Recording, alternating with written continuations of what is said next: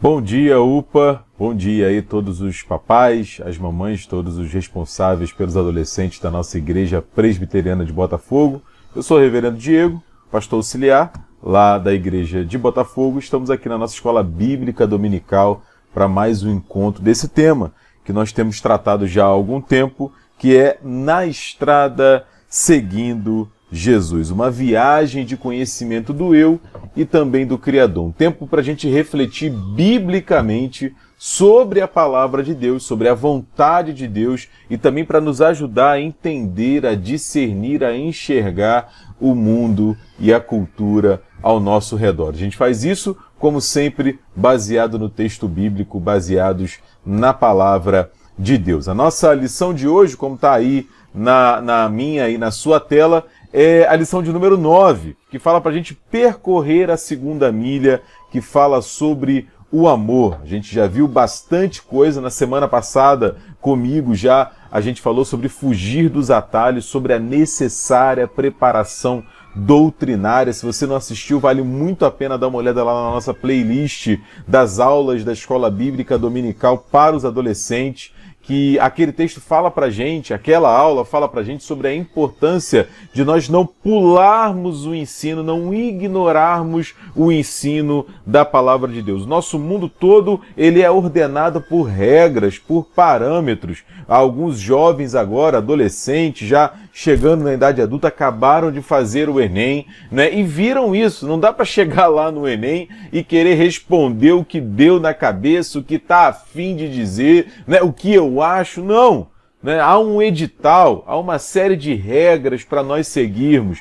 Né? Na nossa caminhada com Deus não é muito diferente. A palavra de Deus é a nossa fonte, o nosso manual de vida, de fé e de prática. Que Deus nos ajude nessa caminhada. Hoje a gente vai falar sobre aquele que é um dos temas mais importantes da fé cristã, né? Que é justamente o amor personificado na pessoa do Senhor Jesus. Por isso eu coloco essa cena aí do filme A Paixão de Cristo, do Mel Gibson, né? Tá aí o Jim Caviezel, se não me engano é assim que fala o nome dele, né? Que faz o personagem do Senhor Jesus nessa cena que é a última ceia, né? O símbolo maior do amor de Deus por nós, quando Jesus Cristo, seu Filho, se entrega por mim e por você, para que nós tivéssemos vida abundante, esperança. É um pouco sobre isso que a gente vai conversar hoje. Então a gente vai pegar esses dois textos aí, que são os textos basilares, norteadores para nossa aula, basilares, norteadores para nossa aula hoje. Né? Primeiro é o texto de Mateus, no capítulo 5, que está aí dos versículos 38 a 42. Você acompanha a leitura aí, por favor. A gente sabe que a gente está no Sermão do Monte. Né? Jesus diz assim: ouvistes o que foi dito, olho por olho, dente por dente. Eu, porém, vos digo, não resistais ao perverso, mas a qualquer que te ferir na face direita, volta-lhe também a outra. E ao que quer demandar contigo, exigir de você e tirar-te a túnica, deixa-lhe também a capa. Se alguém te obrigar a andar 1 milha, vai com ele 2. Olha, dá a quem te pede e não voltes as costas ao que deseja que lhe emprestes. Ouvistes o que foi dito: amarás o teu próximo e odiarás o teu inimigo. Eu, porém, vos digo, amai os vossos inimigos e orai pelos que vos perseguem, para que vos torneis filhos do vosso Pai Celeste, porque ele faz nascer o seu sol sobre maus e sobre bons, e vir chuvas sobre justos e injustos. Porque se amardes os que vos amam, que recompensa tendes? Não fazem os publicanos também o mesmo? E se saudardes somente os vossos irmãos, que fazeis demais? Não fazem os gentios também o mesmo?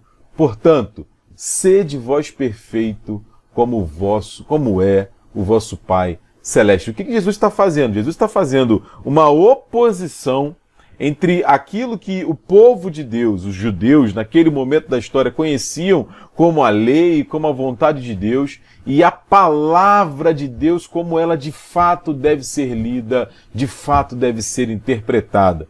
Ele está ensinando para o povo, naquele momento da história, e para mim e para você, como nós agimos em amor.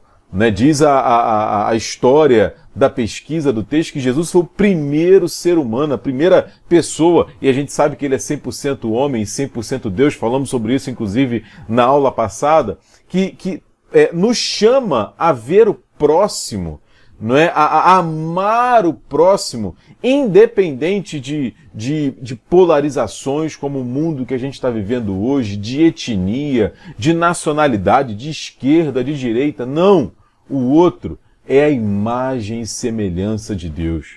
O outro precisa ser amado por nós, né? Porque é nisso, diz o texto, que nós seremos identificados como filhos e filhas do Senhor. Aí o outro texto que nos ajuda na nossa aula hoje, exatamente o texto de João, capítulo 15, versículo 12, quando ele diz, o meu mandamento é esse, que vocês se amem uns aos outros. Vamos continuar aqui a nossa caminhada para a gente investigar um pouco mais esse assunto. Então, o foco da lição da gente hoje vai ser basicamente dois. Primeiro, aprender que o nosso amor humano, a nossa ideia de amor, o nosso conceito de amor, o conceito de amor da cultura, ou seja, que muitas vezes passa pelo senso comum, é um. E o senso, a ideia, a definição divina de amor que a Bíblia nos ensina é bem diferente daquela que eventualmente nós estamos acostumados. A gente vai aprender um pouco sobre isso, refletir um pouco sobre isso, e aí depois a gente vai partir para o aprendizado. Como é que a gente coloca em prática esse amor que Deus nos ensina, esse amor que é desprendido, que é altruísta, ou seja, que não é egoísta, que só pensa só em si mesmo, mas pensa no outro também. E aí, né, claro, lembrei, pensando nesse assunto, dessa cena extraordinária das Crônicas de Nárnia, né, especificamente a crônica do leão, da feiticeira e do guarda-roupa, quando Aslan, não é, que a gente sabe que é um tipo, é uma figura, é uma imagem da pessoa de Jesus, na mitologia criada ali pelo C.S. Lewis, não é, representa o Senhor Jesus e se sacrifica pelo Edmundo, né, um spoiler aqui fortíssimo, mas certamente você já viu, se não viu, vale a pena ver e muito mais a ler o livro. Por que o Aslan faz isso pelo Edmundo? Porque esse é o amor de Deus. Né, já dando aqui um spoiler da nossa aula, esse é o amor de Deus que nos chama, nos ensina o sacrifício. Ele não pede de mim, de você, nada que ele mesmo já não tenha feito. Está aí a Suzana e a Lúcia inconsoláveis diante da morte do grande leão. Então vamos lá. Né? O que é amor? O que é amor? É claro que a literatura, os livros, as músicas, as poesias vão mostrar pra gente, assim, de forma espetacular, várias definições de amor. Não é? Primeiro, o Luiz de Camões, né, fez uma poesia espetacular, inspirada lá no texto de 1 Coríntios, capítulo 13. Depois a Legião Urbana, na década de 80, também gravou um disco e gravou uma música falando sobre o amor. Ou seja, né, há muita ideia, muita expectativa, muitas noções a respeito do amor. Né? Só que a gente vai para a Bíblia. Claro, a Bíblia, como a gente tem dito, é a nossa regra de fé e de prática. O que a Bíblia, então, fala sobre o amor, à luz também daqueles textos que a gente já leu, do texto de Mateus 5, do texto de João, né? Eu trago aqui mais dois. Texto de Mateus 12, que está aí mal formatado, né? O profeta está lá embaixo, foi mal aí, né? Quando Jesus diz assim, ainda no Sermão do Monte, tudo quanto, pois, quereis que os homens vos façam, assim fazei-o vós também, a eles, porque esta é a lei e os profetas. Ou seja, Jesus já está chamando a nossa atenção aqui para algo que a gente já está vendo. Amor tem a ver com sentimento, tem a ver com o coração, tem a ver com a mente, tem a ver, mas tem a ver muito também com ação. Talvez até mais. Ou seja, Jesus está demonstrando que nós seremos reconhecidos como cumpridores da lei, cumpridores dos profetas, cumpridores das palavras de Deus, quando a gente fizer alguma coisa.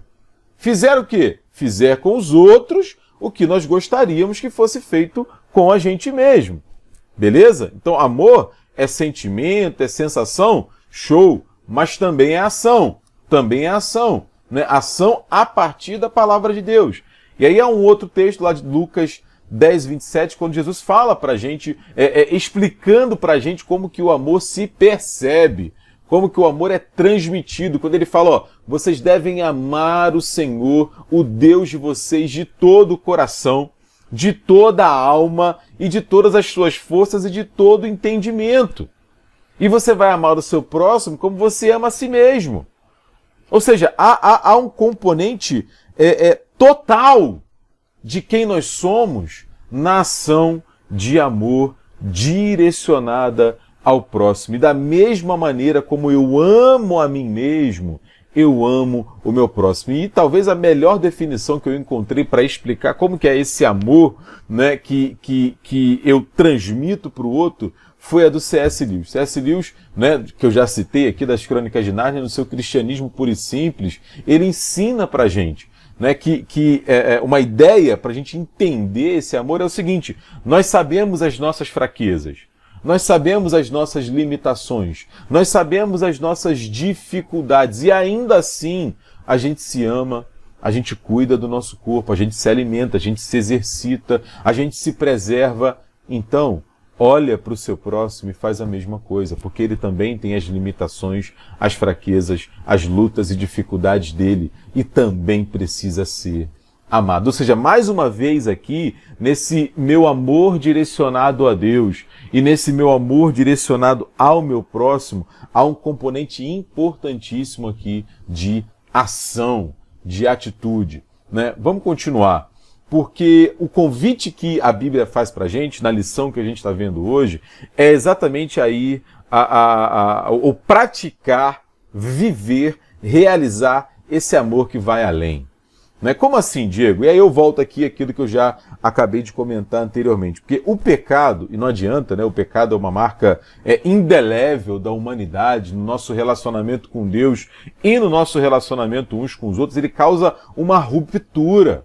Ele causa uma quebra naquilo que Deus fala que é amor e naquilo que a gente, muitas vezes, seres humanos, a cultura, enxerga como amor. Por que a gente tem tanta dificuldade, voltando aqui o texto que a gente viu anteriormente, não em amar a Deus e em amar um ao outro? Por que há tanta luta, nossa, tanta confusão entre nós e Deus tantas vezes? E tanta luta, tanta confusão entre nós e o nosso próximo? Exatamente por conta do pecado. Exatamente por conta do pecado. É por isso que o convite bíblico e o convite da lição é para a gente ir além desse amor, vamos dizer assim, da cultura. Além desse amor, senso comum. Por quê? Como assim, Diego? Muitas vezes a gente confunde amor, a cultura da gente confunde amor, por exemplo, com romance. Assim, com afeições apenas, com sentimento apenas. Muitas vezes a gente confunde amor com atração física, com sexualidade. Quando a atração física, ela é humana. Ela é humana. Não precisa necessariamente, lamentavelmente, a gente vê isso, haver amor.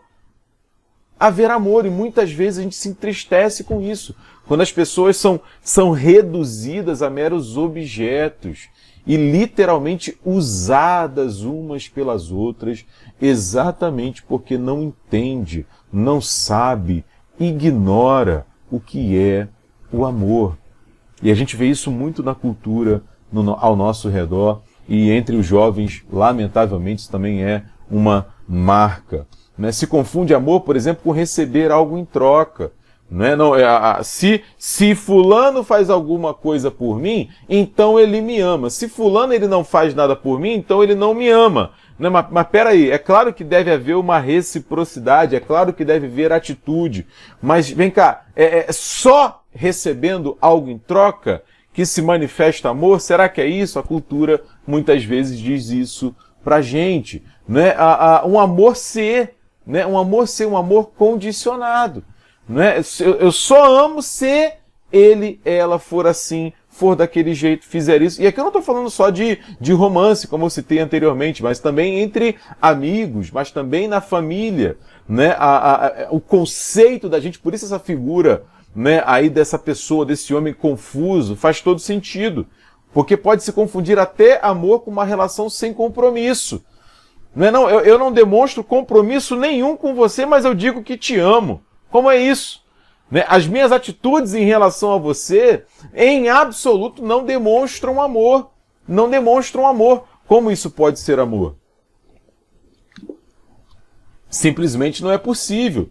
Né? Amor muitas vezes é confundido como um ato de esforço pessoal apenas, como um ato de vontade apenas. Espera aí, Diego, mas você acabou de dizer que amor também é ação. Sim, também é ação, mas não é só ação. Não é só ação. E tem mais, não é assim, se eu quiser eu amo. Não. O que a Bíblia está chamando a gente a fazer é exatamente a ir além. A ir além, porque esse é o conceito do mundo. A gente vai selecionando as pessoas que são dignas, que merecem o nosso amor.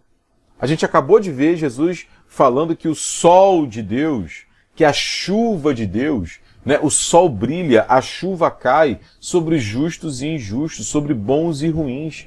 Então nós precisamos demonstrar o nosso amor, inclusive àqueles que eventualmente não sejam dignos, não sejam merecedores desse amor. Por quê? Porque é exatamente assim que Deus faz comigo e faz com você. Nós também não somos merecedores do amor de Deus, mas ainda assim Ele decidiu nos amar. Isso é impressionante, né? Esse é um amor que vai além. Né? E aí a gente começa a ver, então, o que é amor para Deus. O que é amor nas Escrituras, através dos exemplos de Jesus, através dos exemplos de homens e mulheres que andaram com Deus, através do exemplo do próprio Deus ao longo da história bíblica. Então a gente vê que amor é renúncia. Para Deus, amor é renúncia. Muitas vezes, para demonstrar o nosso amor, vai ser necessário renunciar de alguma maneira. Renunciar talvez à nossa razão, para que a gente sente, converse, dialogue. Não é? Renunciar talvez um direito. Não é? Os pais fazem isso o tempo todo. Esses dias eu estava lendo uma matéria, não é? Falando sobre cuidado com os filhos e tal, e era impressionante. Os pais chegam a perder, nos primeiros 2 anos de vida, cerca de 600 horas de sono. Ou seja, o pai está renunciando, a mãe está renunciando o seu sono, porque ela precisa cuidar, alimentar, trocar, dar atenção. Isso é o quê? Isso é amor. Isso é amor, um amor abnegado, um amor que não se preocupa apenas consigo. Né? E aí, a reboque, né, vem o sacrifício, vem o agir sem aguardar retribuição. Né? E talvez o exemplo dos pais seja um exemplo dentre os melhores, né? Porque o que um bebê pode retribuir para um pai e para uma mãe é aquilo que o pai e a mãe faz. Né? O sorriso da criança, o sorriso do filho, a alegria, a disposição, a felicidade é o maior presente que os pais recebem. Né? A criança não faz aquela recompensa de caso pensado, e os pais também não devem esperar isso, mas devem agir com amor. Esse é um exemplo de como Deus nos ama. Amar, apesar de... Isso aqui é muito importante. É muito importante porque o senso comum, a cultura, nos ensina, fala que a gente tem que amar por causa de. Né? Eu amo fulano, eu amo a fulana porque ele é assim, porque ela é daquele jeito, porque ele faz isso, porque ela faz aquilo. Quando ninguém é perfeito, em algum momento nós vamos falhar. Você pega o exemplo de Jesus e dos discípulos. Jesus não escolhe os discípulos porque eles eram especiais, porque eles eram perfeitos, porque eles não iriam errar nunca, porque isso fica pronta e vividamente demonstrado nos evangelhos que não era o caso deles. Eles tinham muita dificuldade. Jesus escolhe aqueles homens, apesar deles, porque Jesus decidiu amá-los. É assim com a gente também. Amor é compromisso. Amor é palavra empenhada, é lealdade. Né? Alguns valores que, lamentavelmente, nem sempre a gente preserva, a gente conserva. A gente faz, muitas vezes, enquanto seres humanos, aquilo que o Esaú fez, que é vender o seu direito de primogenitura por um prato de lentilhas, ou seja, trocar algo que é espetacular, que é incomparável, que é riquíssimo, por algo que é temporário, é pobre, é momentâneo, é efêmero, né, para usar uma palavra aí mais rebuscada. Né? Amar tem a ver com obediência. Né? Amar tem a ver com obediência. Eu lembro uma vez um pastor falando, né, que o filho estava sentado no sofá e aí o filho dele subiu no sofá e ficou maior do que ele, era uma criança então, né? E aí o filho vai e pergunta para ele: pai, quando eu for desse tamanho aqui, né, maior do que você, né, eu não vou precisar mais te obedecer, né, porque eu vou ser maior, né? E aí, porque ele estava de alguma maneira relacionando a obediência com força, né? E aí o pai responde para ele: meu filho, se você me amar, você ainda vai me obedecer. Porque obediência não tem a ver com força. Obediência tem a ver com amor, né? Lealdade, né? Não tem a ver com força, com o que eu ganho sendo leal. Tem a ver com amor, é isso que a Bíblia demonstra pra gente. Né? Tem a ver com a gente fazer isso de forma incondicional. E aí eu quero trazer para você aqui um exemplo dessa que é uma das grandes personagens da história. Né? Eu vou trazer ele aqui pela primeira vez, daqui a pouco eu vou recorrer a ele novamente, ou ao que disseram sobre ele, porque essa figura é o Martin Luther King Jr., que certamente você conhece, pastor batista, né? E um dos pilares da luta pelos direitos humanos, pelos direitos civis dos negros nos Estados Unidos.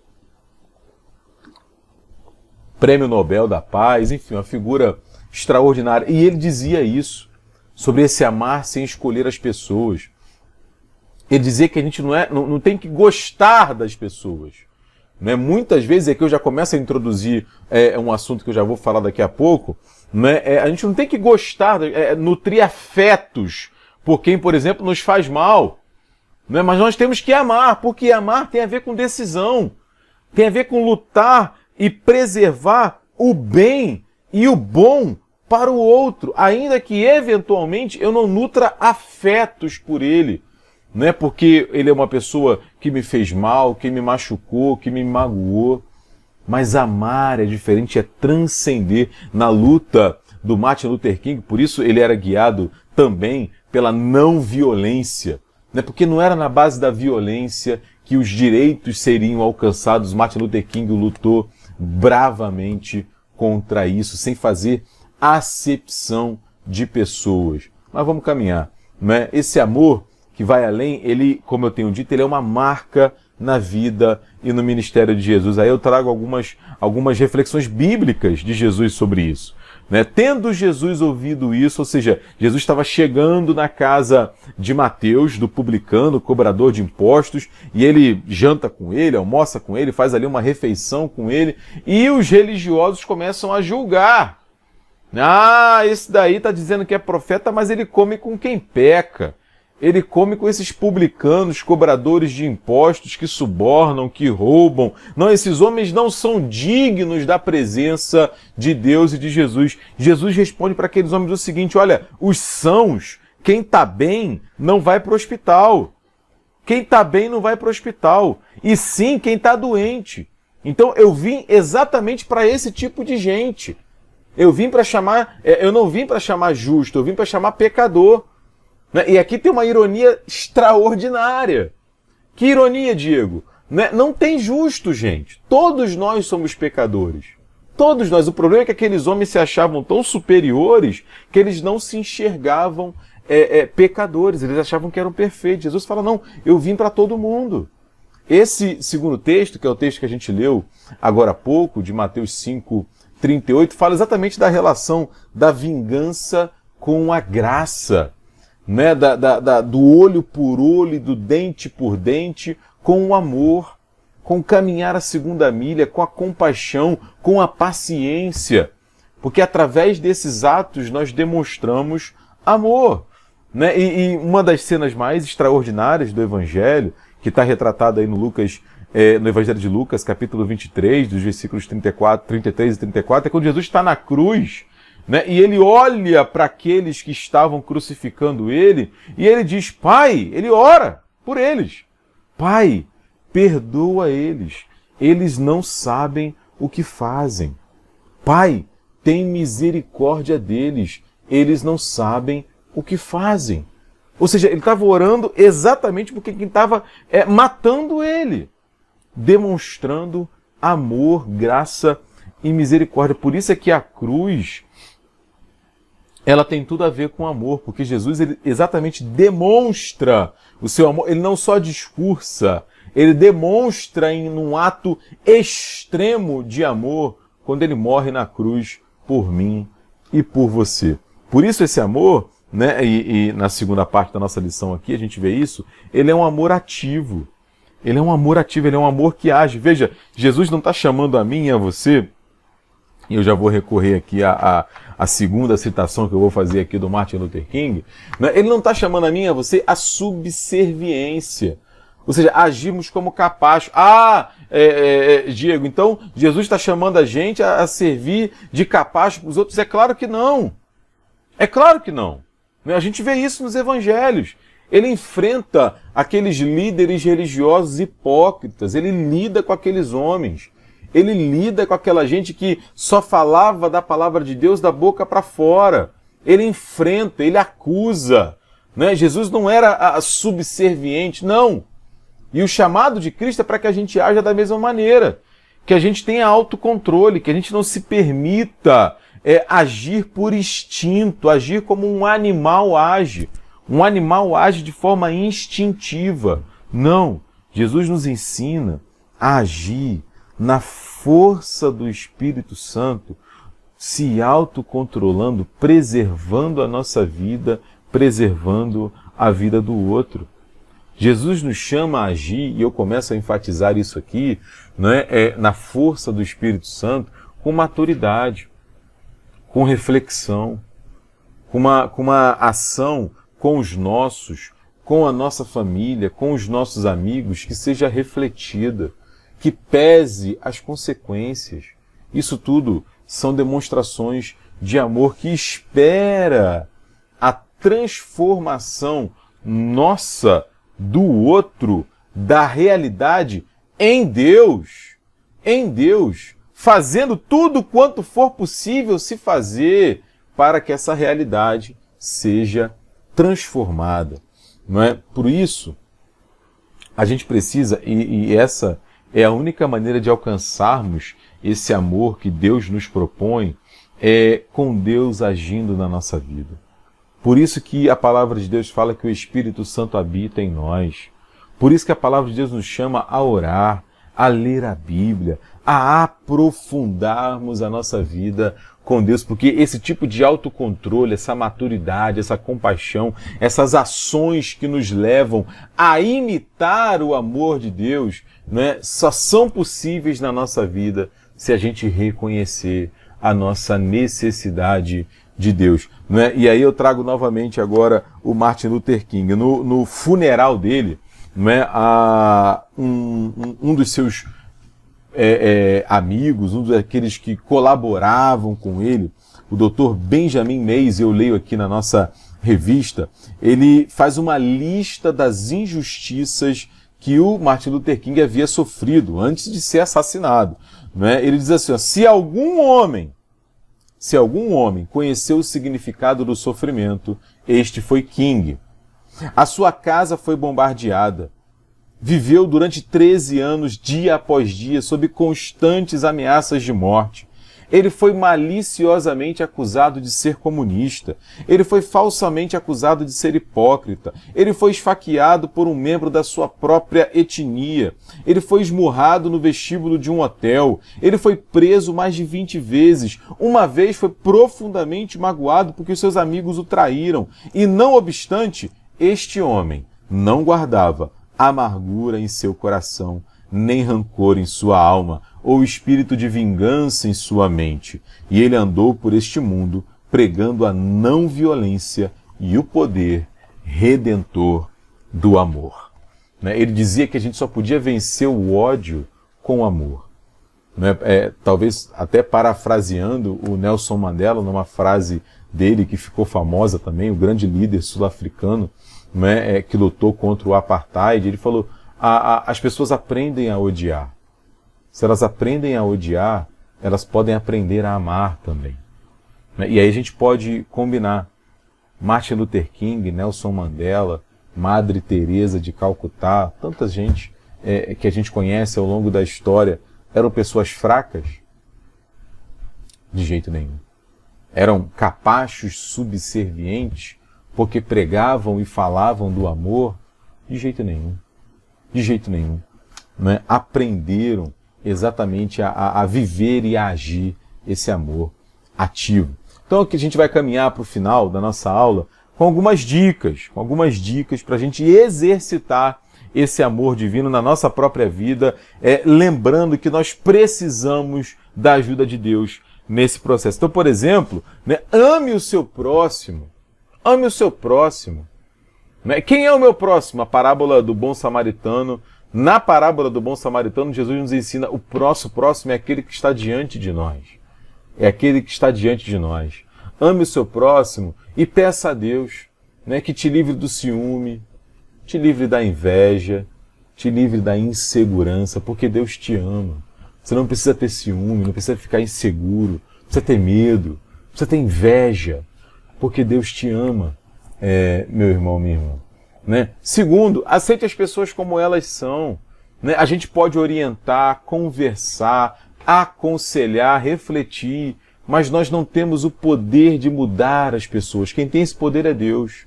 Nós podemos orar por elas, pedir a Deus por elas, né? Mas nós não podemos controlá-las.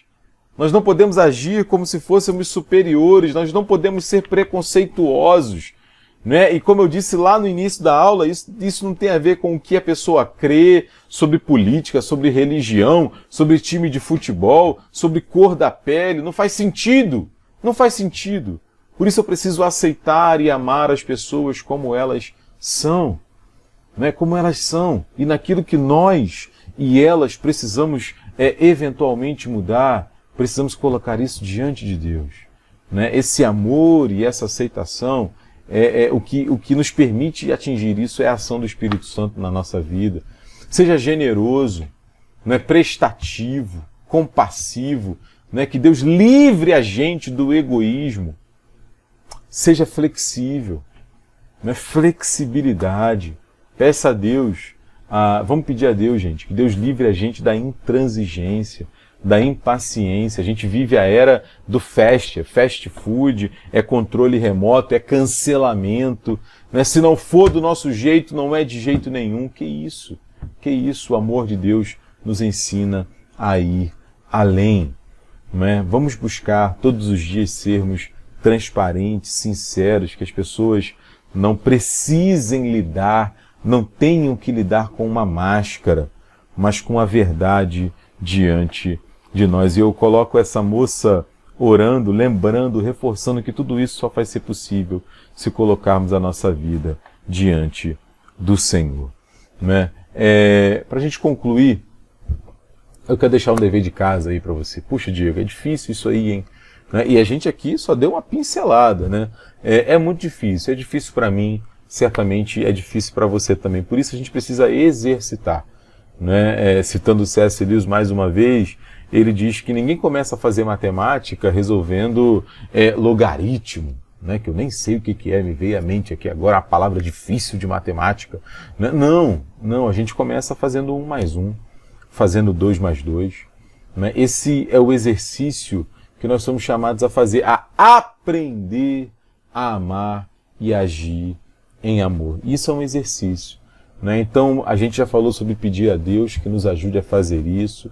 E aí eu desafio você, né, a buscar oportunidades na sua casa, na sua família, na escola, entre os seus amigos, com seu irmão, com seu pai, com a sua mãe, a demonstrar amor, a agir em amor, a falar em amor. E se você quiser, compartilha com a gente. Não procura aí. Os nossos meios de comunicação estão dispostos aí no nosso canal no YouTube, no site da igreja. Compartilha com a gente, como você enfrentou isso, lidou, viveu essa realidade, desse exercício, dessa prática do amor. Beleza? A gente vai terminar aqui então, e semana que vem a gente se fala novamente aqui, não é? Falando sobre perdão, se errar, faça o retorno, né? E mais tarde, às 6h30, estamos na nossa devocional. Show? Vamos fechar os olhos então e encerrar a nossa aula orando, falando com o Senhor. Pai Santo, que desafio grande é esse diante de nós de amarmos como o Senhor nos ama, de amarmos o nosso próximo, de fazermos isso de coração, de não olharmos, Senhor, o merecimento de quem está diante de nós, porque a verdade é que nós também não merecemos o Teu amor e ainda assim o Senhor nos ama. Esse é um desafio, Pai, que só pode ser enfrentado na força do Teu Espírito Santo. Por isso ajuda cada um de nós, jovens, adolescentes, mais velhos, homens, mulheres, ajuda-nos, Senhor, a viver o amor que o Senhor tem também por cada um de nós, não apenas de palavras, mas que os nossos gestos, que a nossa vida acompanhe aquilo que a gente diz. Tudo isso, Senhor, a gente te pede e te agradece no nome do Teu Filho Jesus Cristo. Amém, Senhor. Amém. Beijo grande, boa semana para vocês, viu? Valeu!